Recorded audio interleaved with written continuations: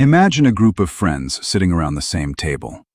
They're drinking the same type of alcohol, the same amount, yet just a few minutes later, the differences become clear. Person A's face turns bright red. Their heart starts racing. They can feel intensely nauseous. Person B calmly drinks twice as much and looks as if they just had a glass of water. Person C becomes dizzy after only a couple of drinks. Person D wakes up the next morning with a crushing headache, even though everyone else seems fine. Why does the exact same alcohol produce completely different reactions in different people? The answer has never been inside the glass. It's inside the body holding it. Let's start with Person A, the people whose bodies sound the alarm almost immediately after just a single sip. Their face suddenly turns bright red, their heart begins to race, their chest feels warm, and they become nauseated.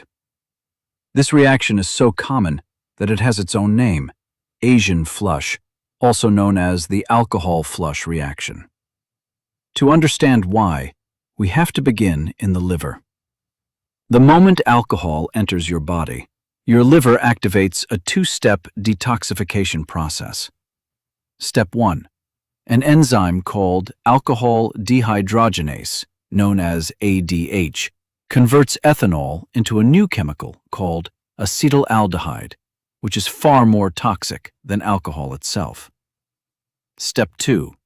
Another enzyme, aldehyde dehydrogenase 2, known as ALDH2, quickly breaks down acetaldehyde into acetate, a much less harmful substance that can be safely eliminated from the body.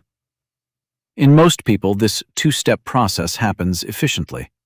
But in hundreds of millions of people, especially those of East Asian ancestry, a genetic variant causes the ALDH2 enzyme to break it down much more slowly.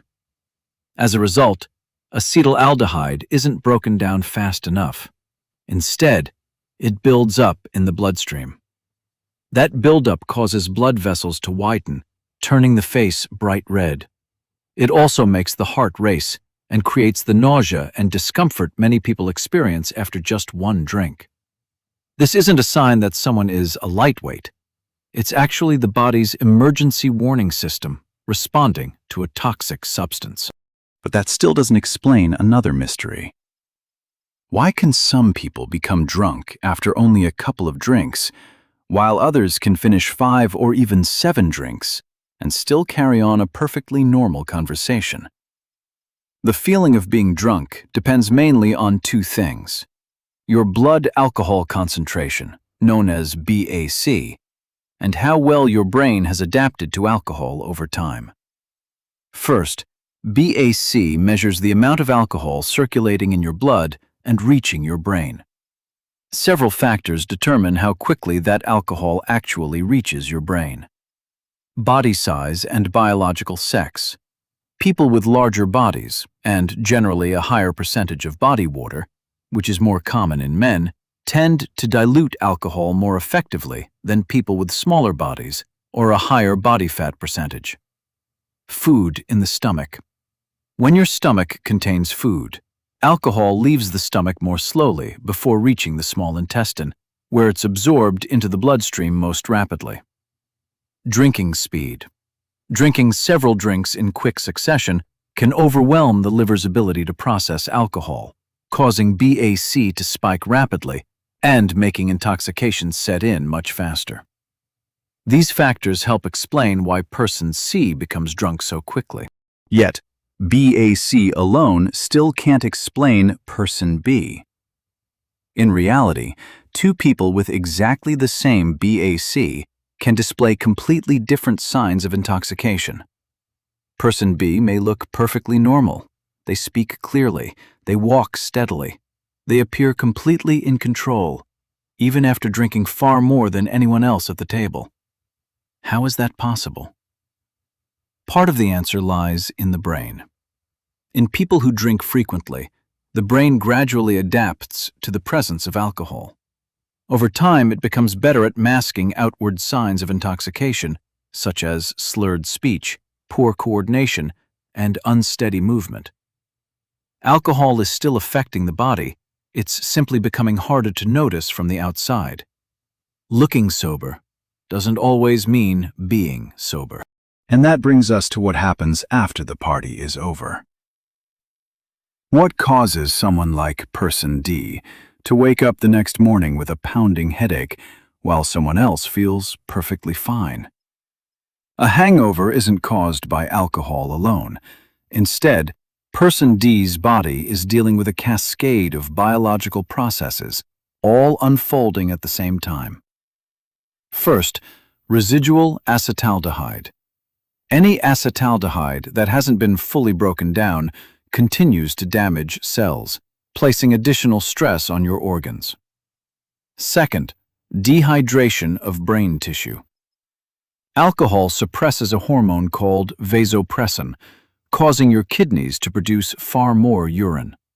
As fluid is lost, brain tissue temporarily shrinks slightly. That subtle shrinkage pulls on the pain-sensitive membranes surrounding the brain, producing that intense, pounding headache. Third, inflammation. Alcohol triggers the immune system to release inflammatory molecules called cytokines, causing body aches, fatigue, mental fog, and exhaustion. Fourth, disrupted sleep. Alcohol severely disrupts REM sleep, the stage essential for mental recovery. So even after 8 hours in bed, you wake up feeling completely drained. These processes explain why Person D suffers so severely the next morning. And this brings us to the ultimate paradox of alcohol. When we look at our four friends, it's easy to envy Person B, the one who drinks heavily, rarely turns red, and wakes up feeling fine. But they do not have diamond bodies. Their organs are still exposed to the same toxic chemicals as everyone else's. The only difference is that their brain has learned to hide the warning signs. Their bodies are still fighting the exact same battle. Silence doesn't mean safety. When you put the whole picture together, a simple truth emerges. Person A's red face isn't a weakness, it's an alarm. Person C's quick drunkenness is a barrier. Person D's hangover is a reminder. And Person B's high tolerance is often just a dangerous illusion. Alcohol doesn't treat people differently. Different bodies process alcohol differently. Your alcohol tolerance has never been a measure of your strength or your health. Understanding how your body responds and paying attention to its earliest warning signs is one of the best ways to protect yourself. If you found this video helpful, please leave a like and subscribe to Light on Health as we continue exploring the fascinating science behind the human body.